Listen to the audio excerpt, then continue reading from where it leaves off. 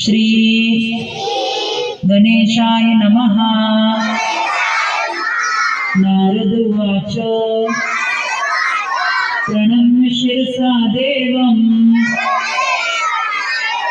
गौरीपुत्रं विनायकं भक्तावासं स्मरे नित्यं आयु कामार्थसिद्धये।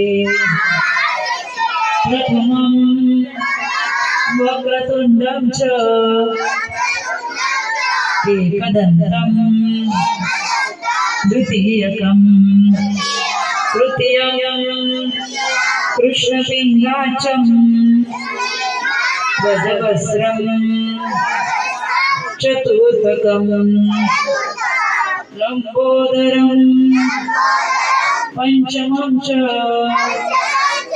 षष्ठं विकटमेव च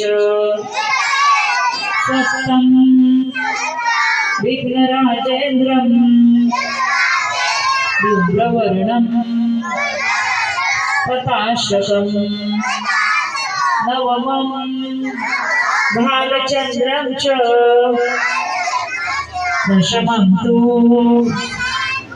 विनायकं एकादशं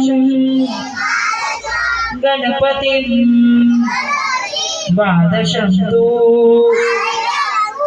गजाननं